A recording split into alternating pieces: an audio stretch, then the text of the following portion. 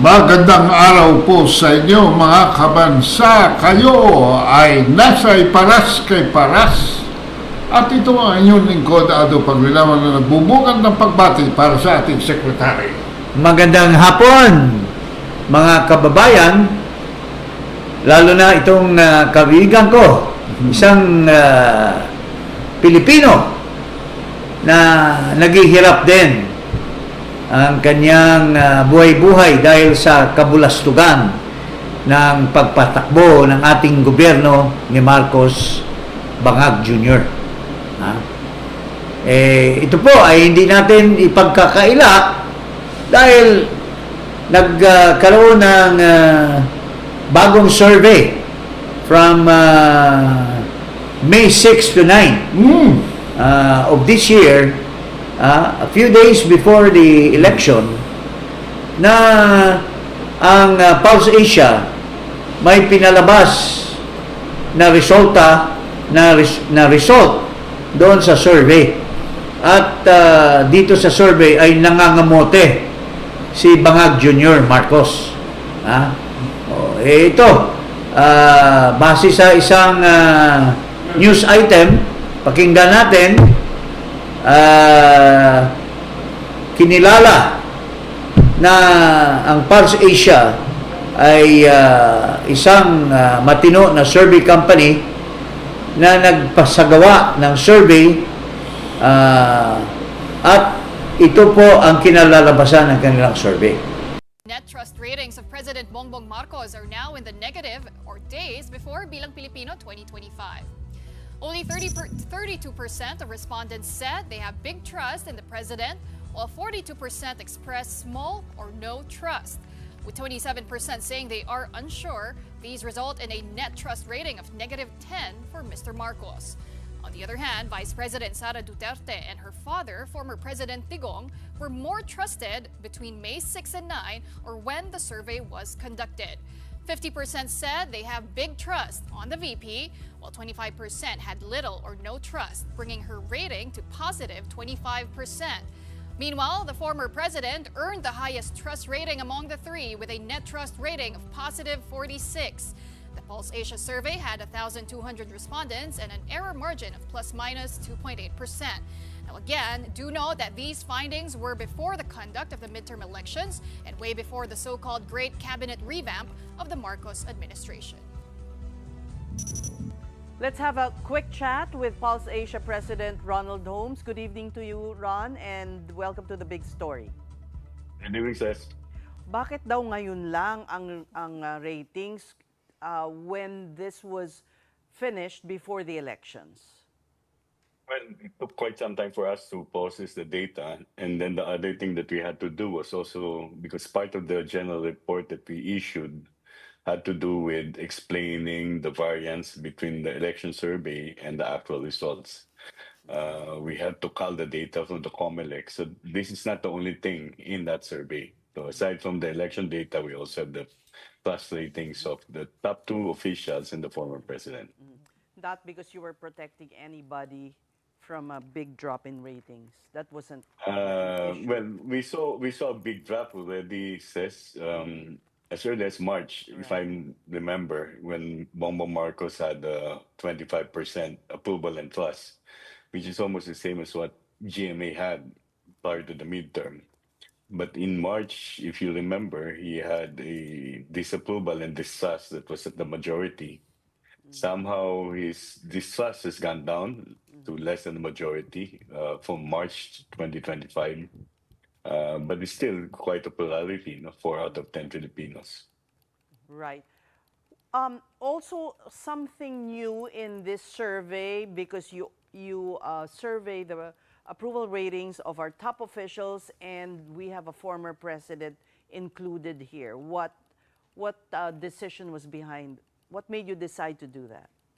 Well, we've done this before, where we had former President Estrada, former President GMA, and former President, even the late Pinoy. We included in class ratings after their term. The main reason for that is that we wanted also to check the extent by which these personalities, or are still public figures to begin with, are still with substantial influence, or at least people would view them as trustworthy. In the case of the former president, of course, as social scientists, we need to find out essentially whether there's an erosion or a sustenance or even an increase in terms of the former president's trust rating. And we don't see that. We don't see that compared to the September survey, although his trust rating is higher than his daughter and even the sitting president right now. Klarong-klaro na itong Marcos Jr. na ito ay nasa kanal na. Ha? Kumpirmado na. Kumpirmado na nasa kanal. Ha? At nangangamoy na ng putik, ha? Ang kanyang administration. Ultimo yung kanyang kapatid, ha? Anong sinasabi ng kapatid, ha? Pagkatapos na nanalo siya, pero yung kanyang kapatid, yung sinusuportahang mga kandidato ay nabasura. 7 kandidato ng Alyansang Bagoong ng Pilipinas ay outside of the magic circle. Ha? Anong sinasabi ni Amy? Pakinggan natin ito si Amy. Kumusta? Ba't andyan ka pa? Akala ko nag-resign ka na. If you're looking for a sign to resign, ako na yun. Nananawagan yung kapatid mo, Marcos. Akala niya nag-resign ka na. Hindi ka pala nag-resign. Ang pinaresign mo, yung mga cabinet secretary mo. Hindi ka ba mahihiya, Marcos Jr.? Ang pinaresign mo, yung mga performing na mga cabinet secretary, except for a very few. Ha? Kaya sabi ni Amy Marcos, andyan ka pa. Akala ko nag-resign ka na. Hindi ka ba mahiya? Yung kapatid mo ay nagsasabi na nag-resign ka pa? Nag-resign ka na ba? Ha? Bakit mo pinaparesign ng mga kabinete mo? Ha? Pare, ano masasabi mo doon sa Regodon, the honor or musical chair na pinaggagawa nitong si Marcos Jr.? Well, obviously, nakakuha na si Marcos Jr. ng isang public relations firm na nagbulaga na sa kanya ng mga figures ng Pulse Asia. Okay. At of course, hindi naman nila pwedeng sabihin sa publiko na ang tunay na problema ay ang presidente mismo. No? No. So, kailangan palabasin nila na itong mga alipores ni Marcos sa cabinet ang hindi nag-deliver. Ganon, wala naman. At sabi, recalibration eh. Pag nag-recalibrate ka, you recalibrate from one stage to another stage. Hindi naman niya sinabi kung ano yan. Pinersonal niya itong mga taong nagsilbi sa kanya dahil sa kapurulan ng kanyang direksyon ay hindi nakapagtama ng kanilang mga achievements. At mga kababayan, with due respect, ako po ay nananawagan sa mga miyembro ng kabinete. Lalo na yung walang bahid, lalo na yung honest to goodness na nagpe-perform. Bakit kayo pumayag? Ha? Nagbuwis kayo ng buhay nyo dyan. Ha? Nagtrabaho kayo ng mabuti. Ha?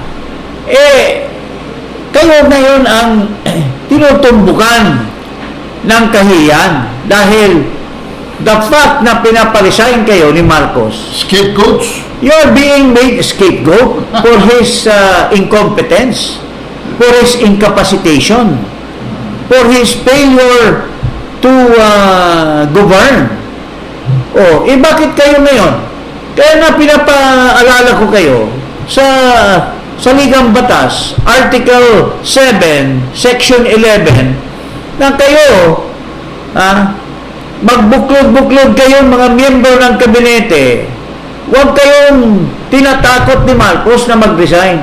Kasi, base sa ating saligang batas, kayo, pagka nag-decide kayo na tingin nyo na wala ng kakayahan si Marcos, incapacitated na, he has failed to govern, kayo mismo ang magpapatanggal sa kanya. May mandato kayo. May mandato po kayo na magpapatanggal. Bakit kayo mo ipapahiya ni Marcos, mga kababayan?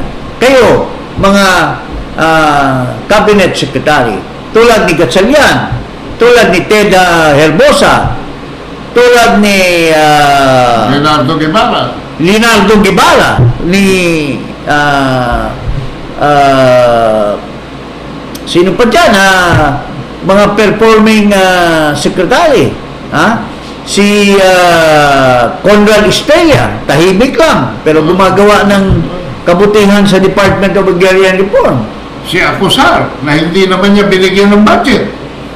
Si Acosar talagang wala yan. Oo. From the start, conflict of interest yan. Yan, Oo. Pero ang pinakamasahol sa ginawa ni Marcos is to retain the very people that Yes. bring down our country, which is the financial group headed by Recto and Balisacan. Ito, si Ralph, kaibigan ko ito, pero Ralph, non-performing asset ka, bakit naman i-retain ka pa dyan? Bakit naman wala sa isa sa inyo, inflation, yung budget hindi nyo ayos-ayos. Sinakote niyo. Yung budget ng PhilHealth, yung pag-transfer ng mga pondo ng mga GOCC para sa unprogrammed expenditures.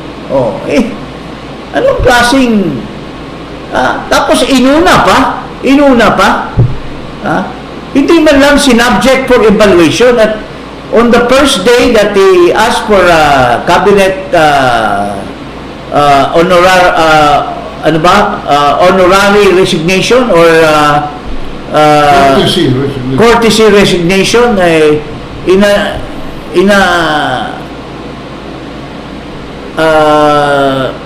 ni-retain ka agad. Tapos hindi pinaparesign yung bulok na executive secretary, traidor kay Duterte. Wala namang nagagawang yan. In fact, nung sa sugar, mayroong sinabi si Panganiban na pinilit siya ni Marcos na i-award yung mga sino ang nagdepensa? Si Bersamin. Tsaka wala integridad yan. Sariling memo, dinidisoon. Dinidisown yung sarili niyang report, hindi niya nilalabas. Anong klase? Tapos i-retain mo yan? Walang integrity. Tapos anong sinasabi niya? Nung tinanong siya ni Elin Santos, anong sinasabi niya? Hindi, mahirap na kasi sinabi siya, sir, pwede naman tanggalin yan. Bakit kailangan pa ng lahat mag-file ng courtesy? Kasi baka daw mapapahiya. Bakit mapapahiya kung may rason tanggalin? Ang nakakahiya, pinapalisain mo lahat na maraming nagpe-perform ng mga cabinet secretary. Pwedeng-pwede silang magbuklod-buklod at paalisin ka dahil ikaw ang problema ng bansa, Marcos Jr. Hindi ka ba mahihiya? Tapos, hindi mo pa na-settle, hindi mo pa naayos yung pagpalit o pagpalit ng kabinete kasi yun ang gusto mong ipapalabas na may bago kang ini-establish na trust and confidence sa iyo ng taong bayan. Nag-travel ka kagad. Nag-travel ka kagad. Akala mo kung sino kang leader doon sinusuka ka ng mga ibang head of state dahil ikaw ang naggugulo. Palaaway ka Sila ayaw nilang away sa China, ikaw nakikipag-away. Siya naggugulo. At saka pilit ka ng pilit na magpasa ng code of conduct, which until now hindi ka pinapakinggan ng mga iba dahil they are friendly with the People's Republic of China. So, tingnan mo, bakit ka negative 10% ngayon? O, tingnan mo, pakinggan mo itong sinasabi ni Inday Sara, ating Vice President, tungkol sa mga pinaggagawa nyo na mag-asawa. O, ito. President Sara Duterte may nakakagulat na binunyag sa publiko na dapat malaman ng taong bayan at tila pilit ayaw ipalabas ng bayarang media sa publiko. Ano kaya ito mga kababayan? Ating alamin. At eto na nga mga kababayan, sadyang tila hindi na talaga mapipigilan ang katotohanan na talagang siyang puputol sa kasinungalingan ng gobyerno ngagba matapos ang isinagawang media interview sa Vice President na si Sara Duterte ay may nakakagulat itong ibinunyag sa publiko na tila siyang gumimbal sa taong bayan at sa gobyerno ngagba. Ayon pa sa kumpirmadong balita na inilabas online ng DM latest sa kanilang official FB page online. And I quote, First Lady Liza Marcos sangkot sa isang krimen sa US. Kinumpirma ni Vice President Sara Duterte na nasangkot sa nangyaring krimen sa Estados Unidos si First Lady Liza Marcos. Ayon kay DP Sara, ito umano ay makikita sa police report na Amerika na may kinalaman sa drug overdose kaya may namatay. Ito umano ang pilit tinatakpan ng administrasyon dahil isinabay sa pangyayaring ito ang pagkidnap kay dating Pangulong Rodrigo Duterte. Unquote. Nung nagkaroon ng malaking krimen sa Estados Unidos na merong namatay dahil sa drug overdose at kung makikita ninyo po sa police report ay nandoon ang pangalan ni First Lady Liza Marcos na isa sa mga tao doon sa loob ng kwarto kung saan yung tao ay nag-overdose sa suspected drug overdose sa hotel room at ang daming nakikitang white powder substance na sinabi doon sa police report ay suspected cocaine din ay bigla nilang kinuha si Pangulong Duterte. Yun po, isa yan sa mga nakakapababa lang rating ni Marcos dahil can you imagine tinatago mo yung isang bagay dahil involved yung allegedly yung may bahay mo ay hindi mo tinatakpan mo, pinapalabas mo na maski nandoon sa Amerika ay pinapalabas nyo, gumagawa kayo ng artificial intelligence na nandito lamang sa bansa yung asawa mo. Hindi ba? Paring Ado, what can you say about that? Hindi ba nakakagimbal-gimbal yan na gawa? At isa din yan sa mga sinusukan ng taong bayan? In violation yan ng ating freedom of information. Kung talagang totoo yan, ikaw dapat ang humihingi ng paumanhin sa taong bayan. Ngayon, humihingi ka ng reconciliation. Pero ang dami mo naman palang bulok na tinatago. Pati ang pagkabangag mo, ayaw mong aminin. Kung ganyan ka, paano ka mag-aanalisa ng tama sa mga problema ng bayan? Ang unang-una mong in-announce ay yung retention ng economic team mo number one sa problema natin. They are the most problematic members of the cabinet. Yes. Sila Kasi kabulok. Sila kabulok. nandiyan lahat ang pagbagsak ng ating ekonomiya. Nandiyan lahat ang pagbagsak ng ating investment attraction, yung foreign direct investments, walang pumapasok. Explain mo kung bakit bumabagsak ang turismo natin. We are only Yung tourism, yung 76% achievement ng tayo. dati, before the pandemic, 8 million ang ating 8.3. ang ating tourist. Ngayon, 5 million na lamang. Tapos yung budget secretary, nire-retain mo, nalulusutan yan. It's either nalulusutan siya doon sa bicameral conference committee or siya mismo ang nagbago. Siyang gumawa. Siyang nakipagsabuatan sa mga congressmen na ilusot yung bicam na mga blanco. It's either itong si Pangandaman ay siya ang gumawa ng siya ang nag-fill up ng mga blanks. Oh. But no investigation has been conducted. Yung pang ano, kailangan ba ng malalim na analysis yun? Na pagka-transfer mo, ang program appropriation sa unprogram appropriation, madidisconnect ang ekonomiya, Yes. ang infrastruktura ng Dahil pinagbabawasan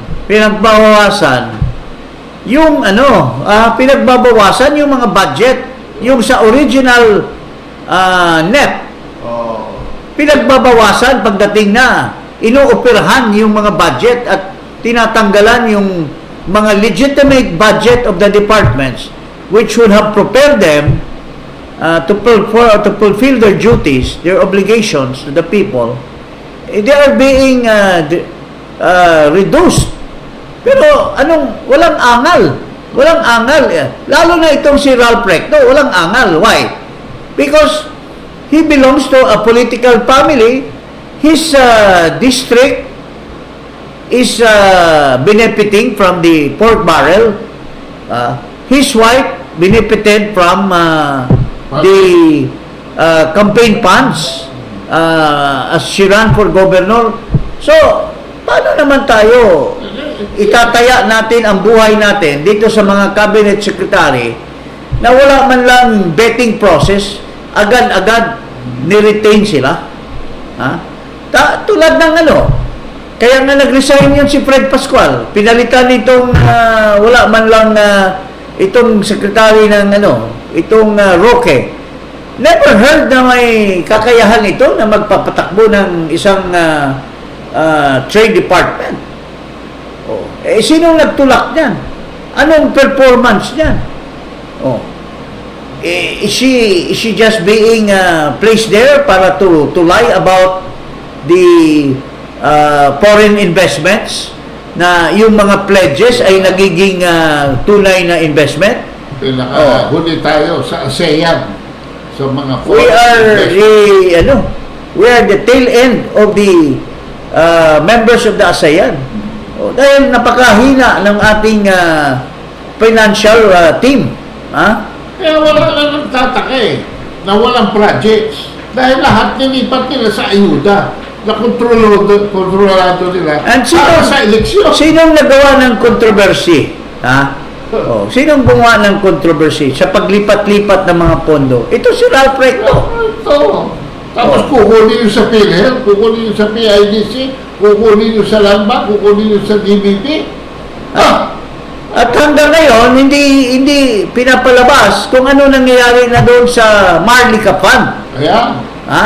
Yung Maharlika Fund, pera ng bayan yon na nilagay sa Development Bank of the Philippines para to propel entrepreneurs, to fund manufacturers. On the other hand, yung Land Bank of the Philippines para bigyan ng empowerment ang mga farmers, para bigyan ng mga loans, para makapagbili ng mga farm implements, mga equipment, mga abono. Wala. Imbis na farmer ang subsidize, traders ang subsidize at yung mga kulang ng pera na mag-invest, lalagyan ng pera ng gobyerno, makipag-partner, at wala namang proof na kumikita ang it's just all propaganda and advertisement na kumikita daw, but nobody has even started to investigate what happened to the Maharlika Fund at gaano katotoo yung pinagyayabang nitong isang nilagay dyan na may kaso na ano ba yung kaso nito, pangloloko, allegedly, yung loan ng nanay niya parang something like that, no, na umabot pa sa korte. Taruin natin mga kabansa natin, yung huli ninyong Meralco bill, bumababa o tumaas ang kuryente. Ang kuryente ko nagdoble. from 6,000 to 12,000 in just 1 month. At dahil dito, mga kababayan, ang Armed Forces of the Philippines, through a group, has expressed their sentiments. Pakinggan natin itong Armed Forces Group of the Philippines. Pirma ng PNP na lehitimo ang kumakalat na letter of support ng PNPA Class of 91 para kay VP Sara. Matapos siyang ma-impeach sa Kamara, ayon sa PNP, nirerespeto nila ang pahayag ng mga kasamahan pero mananatili raw apolitical ang mga aktibo sa serbisyo. Yan ang agenda report ni Francis Polve. Kalat na sa social media ang letter of support na ito para kay VP Sara mula sa PNP Academy, tagapagkalinga Class of 1991. Ayon sa bahagi ng sulat, tinawag nilang isang uri ng political persecution ang impeachment complaint dahil wala raw itong factual at legal basis. Tinitiyak din umano sa liham ang solidarity at commitment ng mga miyembro ng Class 91 na nalaban ang anilay hindi makatarungan na pag-uusig laban sa bise. Ilan sa mga prominenteng miyembro ng batch tagapagkalinga 91, sina dating Region 3 Director General Jose Hidalgo Jr., Brigadier General Alan Noblesa ng BARM, Brigadier General Alan Nazaro ng Caraga, at dating NCRPO Chief Brigadier General Reynaldo Tamundong. Legit ang liham. It seems that there is now an unfolding of the members of the armed forces, the soldiers, the officers, and even policemen of the same batch coming from the Philippine Military Academy, itong mga PNPA, ay hindi na rin nila maintindihan ang harassment, ang gawa-gawa. Kung napakinggan nyo si Toby Chanco, anong sinasabi ni Toby Chanco? Na binabayaran ang mga miyembro ng Congress para maglagda ng impeachment against Vice President Sara Duterte. In fact, Marcos himself was on top of it in connivance with his cousin. Kasi in spite of the advice of Toby Chanco na wag i-release at wag patulan ang impeachment because ito ay makakasira ng kanilang kampanya, nirelease ni Marcos 100 million out of the 192 billion pesos. At inamin ni Congressman Brasco ng Cebu, Hinamin, maraming umamin na kaya kami pumirma dahil binayaran kami. Kaya kami pirma dahil yung aming mga projects ay hindi i-release. So, it's blackmailing na tapos pinapalabas ni Barbers. Ito si Barbers, malaking nakita at kinuha siguro ito. Marami sigurong kwentong barbero. Marami sigurong ito dahil pinagyabang niya na marami daw nananalo maski pumirma ng impeachment. Naturally, that jives with the statement of Toby Chanco na ang daming pinamudmud na pera doon sa mga pumirma. And in our country, vote buying is very rampant. So, in the province, kung ikaw ay incumbent congressman versus somebody who is qualified and worthy of becoming a congressman, hindi mananalo dahil vote buying is rampant. Binibili nyo lang yung mga butante at siyempre mananalo kayo dahil tinambakan nyo ng pera na galing sa AKAP, galing sa AX, galing sa kung ano-ano pang mga dahil doon sa sinasabi nila doon sa Quadcom daw tuwing meeting mayroon daw paabot allegedly. So what do you expect? Even in Manila, maski sinusuka itong mga kandidato, but sa dami-daming pera na nilabas to support the members of Congress na mga alipores ng powers that be, talagang mananalo dahil sakim sa pera ang tao, sakim sa pera dahil sa gutom, dahil sa kabuhayan nila ay hirap na hirap. Yung nangyari sa Tondo. Oh. Pero babantayan daw ni Yorme. Babantayan ni Yorme. So yun po, so there is an awakening of soldiers. So it's like a turtle that runs so slow, but it's inching and inching, and thereby overtaking the cat that is already asleep. So in the middle of the night, the turtle will pass over the cat. And for all you know, hindi lang itong batch 91 ng marami na yan magsasama, magbuklod-buklod. So huwag kayo pong mahuhuli sa the day of reckoning, mga kababayan. Kayo dyan sa mga PNP, kayo dyan sa mga sundalo na inaapi, so hunos dili na po kayo sa mga pangyayari ng ating bansa. At as of today, although it was announced a few days ago, but as of today, in all the social media and in the mainstream, it is now very clear that Marcos has rated negative 10% of his performance and trust rating. So, mababawi pa ba yan? Yung mga regodon ng mga kabinete, yung musical chairs ng kabinete, uubra pa ba yan? Anong sinabi ni Winnie Monsod nung tinanong siya ni Rico Hison? Ma'am, what do you think? Is there a way to may pag-asa pa ba? turn around? No. Ano sabi ni Winnie Monsod? No. So, it's not only Winnie Monsod, a very popular and competent economist. It's not only. Mayroon pa dito, yung si April.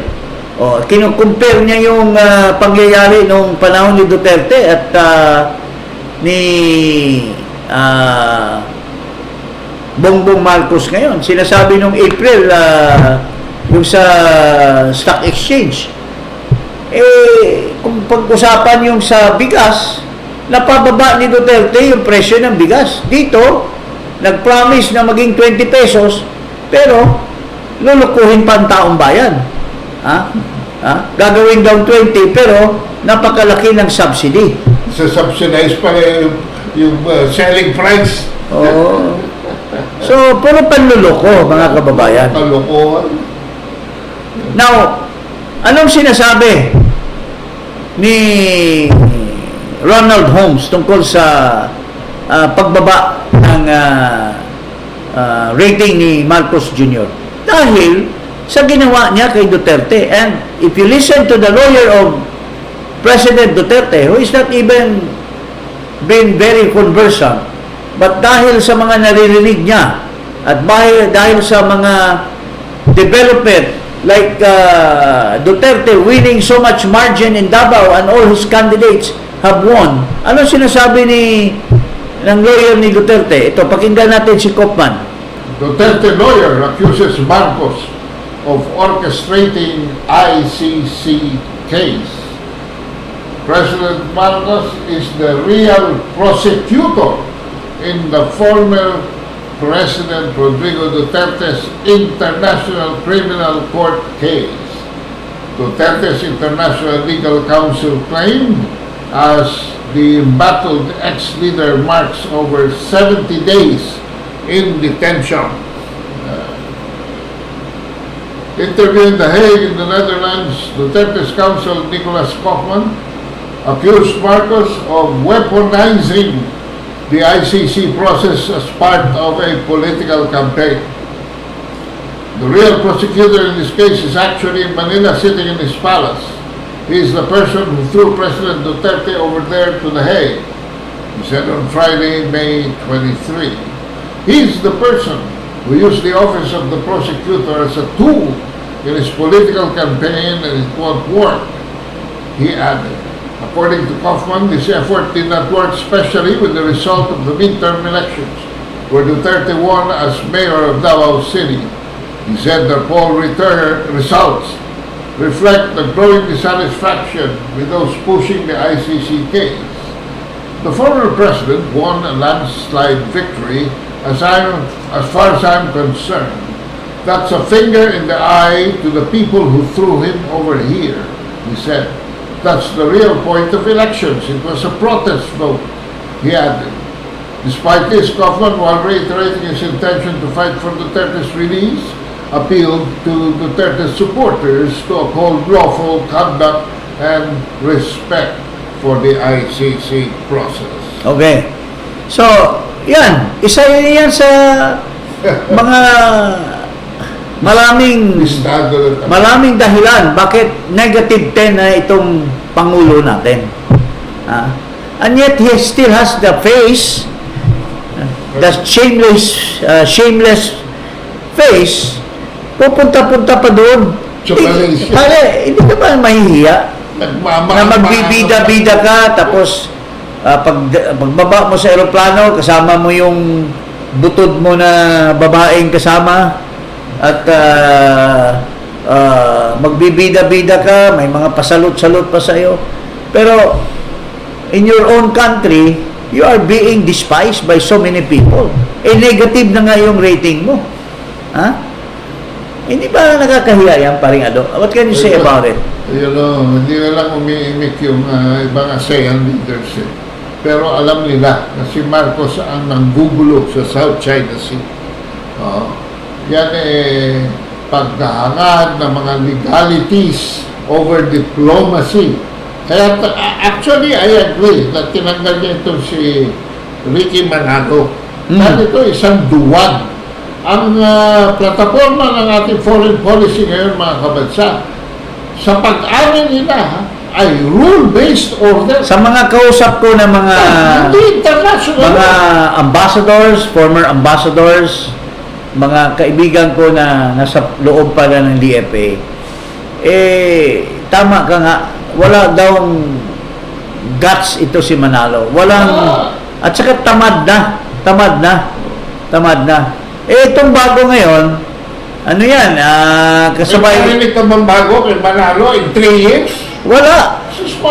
In fact, he is supposed to be the front man for Marcos in foreign policy, pero he is overshadowed by the Department of National Defense and the Costa overshadows him. And the National Security Advisor. Sila ang nagmo-mold ng relationship between China and the Philippines, when in fact it should have been the Secretary of Foreign Affairs. Number 1 cabinet position ng DFA. Well, I'm hoping that the new one, kasabay ko yan, although much ahead of me sa UP College of Law, si Ambassador Lazaro, who is a very good, I hope, well, I cannot presume nor can I preempt, but si Tess Lazaro, fighter yan, so I hope she lives up to her expectation. Tsaka career yan, bakit matatakot matanggal sa trabaho for giving the right advice? Career din naman yan si Manalo duwag nga duwag. Yun, baka si Lazaro pa ang may bayag. May bayag yan. Kaibigan ko yan, kakilala ko yan. So, this... It's right for Lazaro. Well, stand up to the truth. So, yun po, mga kababayan. At saka, alam mo, ngayon, ina-acknowledge na ng mga pink at mga yellows that they are really allied with the losing administration. Because their group of liberal party members had already allied with Martin Romualdez in the House of Representatives. Correct. Oo. Well, not basically siguro out of integrity, but also gusto ring makakalat ng pera. Oo. For their district, for their constituent, and for their own allegedly pocket. So, magkasama na ngayon yung liberal. At although may mga nagsasabi na, well, there are two schools of thought as far as Bam Aquino and Kiko Pangilinan, sinasabi, sasama yan sa majority dahil mga ngailangan yan ng chairmanship ng mga committee. Pagka wala ka kasing chairmanship ng committee, malungkot ang pagka-member mo. Pero the other hand naman, magbuklod-buklod daw. Kasi baka naman may tatakbo. Ang labanan daw will be the Pink Crawan and the Red combined together against the Dutertes. Pero mayroong isang ambisyosa. Ito, kidnapper ng minor ito Pero mukhang mukhang na ayos ang ombudsman dahil yung kaso na pinail ko for kidnapping of minor hanggang ngayon hindi pa ako na Pero baka hanggang raising funds lang yan. Pero tingnan mo, sino bang pinagsasabi natin? Itong napaka-ambisyosa na allegedly kidnapper of minor. Itong, anong pangalan ito? Yung babae na ito? Riza Hontiveros. Pero anong sinasabi ni Ka Peter kay Riza Hontiveros? Yung si Ka Peter, ito yung ex-NPA na kilala yung mga NPA na mga kasama nila dyan sa Akbayan. Si Riza Hontiveros. Ang tanong ko sa kanya, siya ba ay merong moral ascendancy? Bawal ang makiapid sa hindi mo asawa. Bawal po ang makiapid sa hindi mo asawa. I hate to do this. Ikaw ba'y naging makatarungan? Humarap ka sa television, nandun ka sa Senado, ginagamit mo ang pagiging senador mo, binababoy mo ang isang tao, binababoy mo ang isang religious leader. Sinintensya mo na sa mga interview, napapanood kita. Sinasabi mo talaga na si Pastor Kibuloy ay rapist, nangaabuso, magnanakaw, etc. etc. Bakit? Sino ka? Mas malinis ka ba kay Pastor Kibuloy? Mas malinis ka ba? Hontiveros kay Pastor Kibuloy? Ano yung sinasabi ni Ka Peter? Inaapid? May nakikiapid. Adultery. Well, hindi ako Tagalog na lumad. Adulterous relationship. So mayroon ba? Well, I'm at a loss. Because she seems to pretend that she is Personal knowledge kasi. Personal knowledge. Kasi, alam mo, wala tayo doon. Pero, sinishare lang natin. Kasi, baka magkamali ang Pilipino. Baka magkamali ang mga Pilipino. Baka may mga mahilig itong mga pingklawan ng mga Ronnie Dayan at mga Jonel alam mo, inimbestigahan na namin sa Asian Century Institute yung sourcing of fund ng Akbayan. At ito ay consistently anti-China. And we are... So, ano yan? Sa USA yan gumihingi. Through Taiwan. Through Taiwan. Okay. So, galing doon ang pera.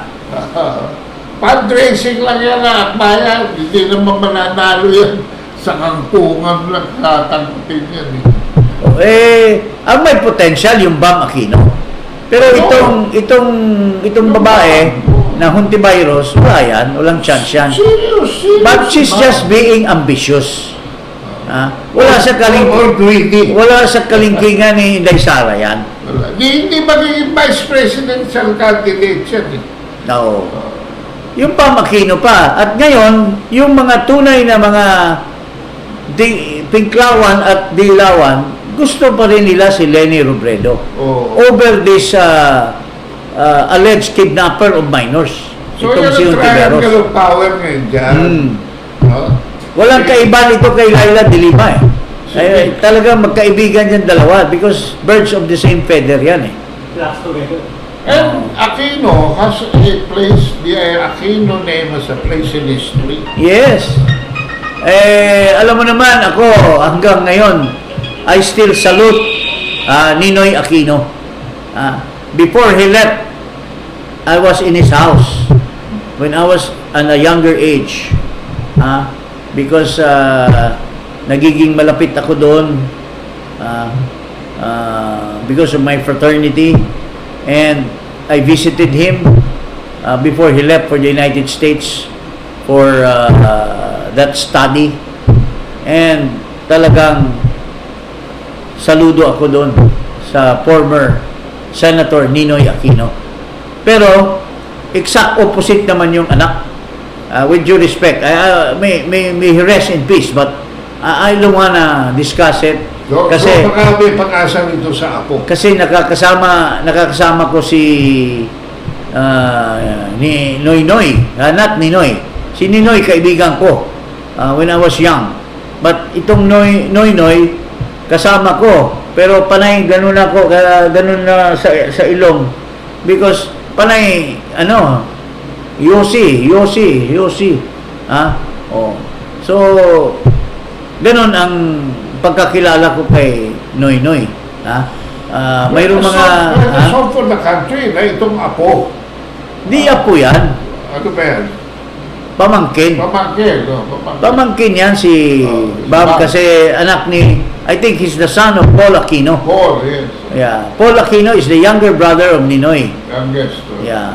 And he used to be the campaign manager for the Lakas in UCD in the past. When Joe De Venecia ran for president, Paul Aquino was with us. Pero ang problema kasi sa Lakas ngayon, hindi na yung original. Yung mga mayayaman na hindi natin alam saan galing yung pera nila ay parang binibili na yung partido. At yung mga original members ay parang ini-is out. Even the issuance of certificate of nomination, kailangan insider ka sa kanila. Even if you are a stalwart, you are part of the foundation of the party. Pero kung hindi ka dahil hindi ka katunggali nila sa pagsuporta nila sa bangag na Pangulo, ay outsider ka. Authority ka dyan. Yes. Yan ang problema. Yan ang problema binibili na ngayon ng partido at naghahari-hari na sila kasi sila na daw ang may-ari ng partido. Sayang. Well, anyway, with so much ado, we say good afternoon to all of you and have a nice day today, mga kababayan. huwag kalimutan mag-subscribe dito sa Iparas kay Paras at i-click ang notification bell. Maraming salamat po.